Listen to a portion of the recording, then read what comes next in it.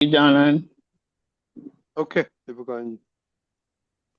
22nd જૂન 22 જૂન નિરંતર નિર્વિકાર દરાજ થયેલી હોય ને દરાજ વલુડ વલુડ કરે ને બહુ મીઠું લાગે પણ પછી લાય બળે એના જેવું છે. આ કોઈએ દરાજના સંબંધમાં અનુભવ કરેલો હોય ને તો ખબર પડે. મને પેલું હાથમાં સોરાયસિસ થયેલું ને એટલે આજે થયેલું પણ હજુ તો ઘણું સારું છે. શરૂઆતમાં એટલું બધું વલુડે ને એટલે અંદર બહુ ચડ આવે, ચેર આવે, ચડ નહીં ચેર આવે અને પછી એક વખત એને શું કહેવાય શું કહેવાય ખંજવાળે ને એક વખત એને ખંજવાળ્યું ને પછી એ જે ઉપડે એક વખત મેં આવું ખંજવાળ આવેલી ને મેં હાથ પર શાવરનું ગરમ પાણી નાખેલું. એ ગરમ પાણી નાખ્યું ત્યારે તો બહુ સારું લાગ્યું. ઓહો એમ કરીને અને પછી જે 2 કલાકમાં ફોડલા થયા ને જી હાલત ખરાબ થઈ ગઈ હતી. પછી તો બધું બહુ કોમ્પ્લિકેશન થયું હતું. પણ અહીંયા આ વિષયનું શું કેવી રીતે કીધું છે કે પહેલા સારું લાગે અને પછી જે લાય બળે એ તમને વધારે ને વધારે એમાં ઝંપલાવે. જી એટલે કે સમજી જાઓ ને. જ્ઞાનીઓનું વાક્ય શું છે? તીર્થંકર ભગવંતોનું વાક્ય શું છે? આમાં કશું જ નથી. હવે કશું જ નથી એવી બાબતને માટે આના જેવું સુખ એકુએ નહીં એવો અભિપ્રાય પડેલો, એવી માન્યતા પડેલી, જેના કારણે અંદર રુચિ ઊભી થઈ છે એ સુખ ભોગવવાની.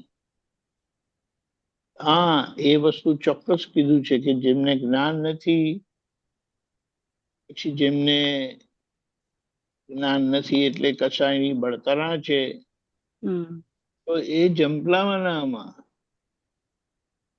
પણ જેમને સ્વરૂપ જ્ઞાન પ્રાપ્ત થયું છે તે યથાર્થપણે જેમ છે તેમ અક્રમ વિજ્ઞાની થકી કે પછી દાદા ભગવાનના યોગ બળથી તો એમને તો આત્માનું મૂળ સુખ પ્રાપ્ત થયું છે.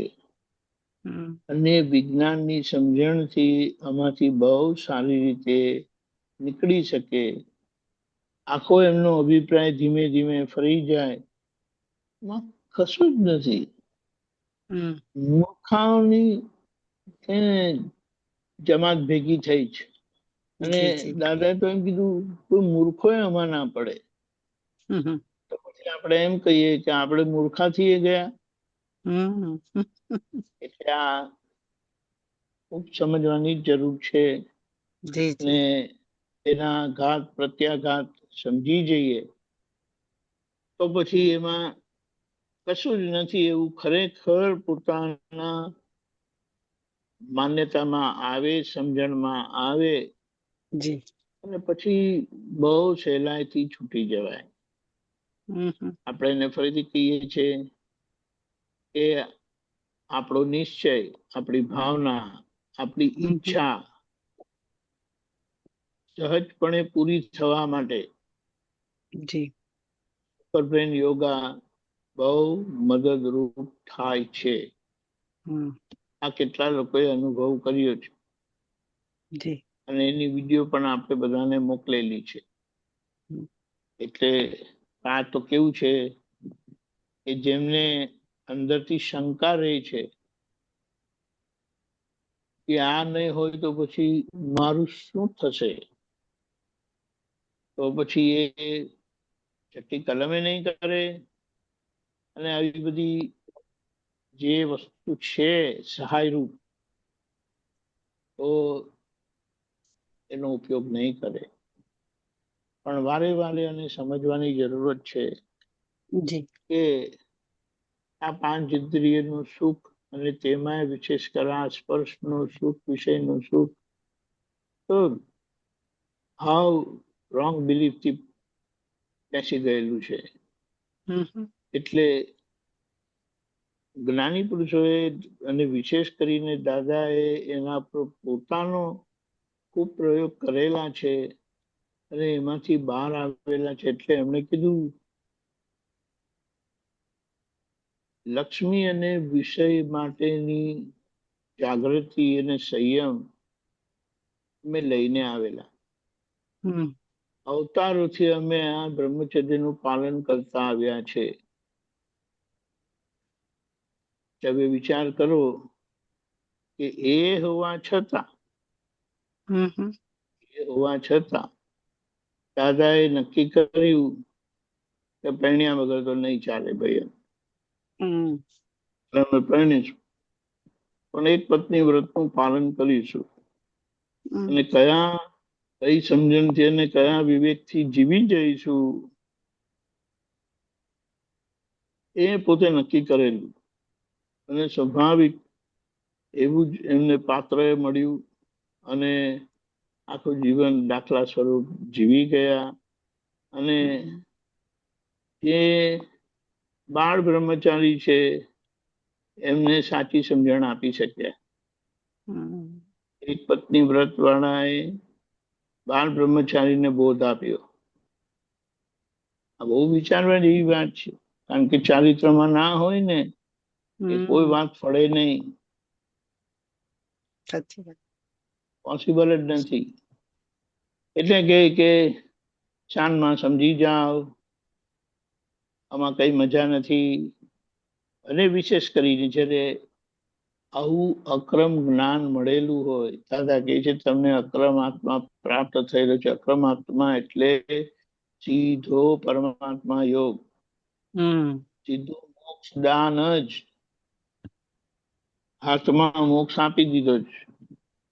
હવે હાથમાં મોક્ષ મળેલા આમાં જંપલાવે તો શું કહેવાય. અને દાદા એટલે સુધી કીધું છે કોઈ મને મળ્યો હોય એટલે કે જ્ઞાનીને મળ્યા હોય અને જો એમનો વિષય ના ગયો તો કે તમે સમજી જાઓ કે તમને જ્ઞાની મળ્યા જ નથી. આટલી બધી વાત કરેલી છે એટલે એના પરથી એની મહત્વતા સમજવાની છે, એની નિરર્થકતા સમજવાની છે. એને જે મહત્વ અપાયેલું છે એના માટે જે રુચિ છે અને એના વિપરીત પરિણામ એ બીજા બધા જ કસાય ના ઈચ્છા હોય તો એ ઊભા થઈ જાય. આ વસ્તુ એવી છે કે આ વ્યવહાર ઉભો છે તો કર્મ બંધ ના પડવો હોય ને તોય પડી જાય. એટલે એમાં જો વિવેક નહીં રહે, સમજણપૂર્વક એનો સંભાવી નિકાલ ના કરે તો આ કર્મ બાંધવાનું જ્ઞાન પછી પણ જોખમ ઊભું થાય. એટલે કીધું પુત્ર દાન કે પુત્રી દાન માટે એ સિવાયનું આ વ્યવહાર કે પછી બંનેને તાવ ચડેલો હોય ત્યારે આ બધા બહુ વિવેકપૂર્વકના પ્રમાણ દાદાએ આપેલા છે. હવે એનો ઉપયોગ કરી જાણવાનો છે અને એનો લાભ લેવાનો છે. કે જ્યાં ગયા ત્યાં બચ્ચા જ કર્યા છે ને. માછલીઓને એટ અ ટાઈમ હજારોની સંખ્યામાં બચ્ચા થાય છે, હજારોની સંખ્યામાં. તો હવે એમાં હવે શું નવીનતા રાખવાની છે? અને આજે તો કેવું થયું છે કે જે વ્યવહાર પુત્રદાન કે પુત્રી દાન કરતું નથી એ ચાલુ થઈ ગયું છે, અને એમાં રચ્યા પચ્યા રહે છે, અને પછી આખો દેશ વૃત્તિ એમાં જ રમ્યા કરે. એટલે કે ચેતી જાઓ, સમજી જાઓ શાનમાં, અને છૂટી જાઓ. કારણ કે નહીં તો છૂટવાનો માર્ગ આટલો સહેલો, સીધો, સરળ હતો નહીં.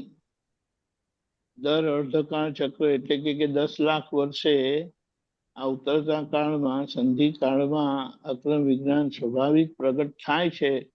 અને દાદા કહે છે કે અમે તો કુદરતી નિમિત્ત બની ગયેલા છે. એટલે આવી વાત છે. આપણે તો એક જ વસ્તુ કહીએ કે દાદાના વચન પ્રમાણે આપણે એના પર ખૂબ વિચારણા કરીએ અને એની ઉતાવળમાંથી નીકળી જઈએ. આત્માનો સ્પષ્ટ અનુભવ કરીએ, સ્પેશિયલ અનુભવ કરીએ, અને આદર્શ વ્યવહારથી દાદાના જગત કલ્યાણમાં ઉત્તમ નિમિત્ત બનીએ. જય સચ્ચિદાનંદ. જય સત. જય સત. ભગવાનજી, ગૌરાંજનજી નથી આવ્યા હજી. ઓહ, કેમ આમ થયું?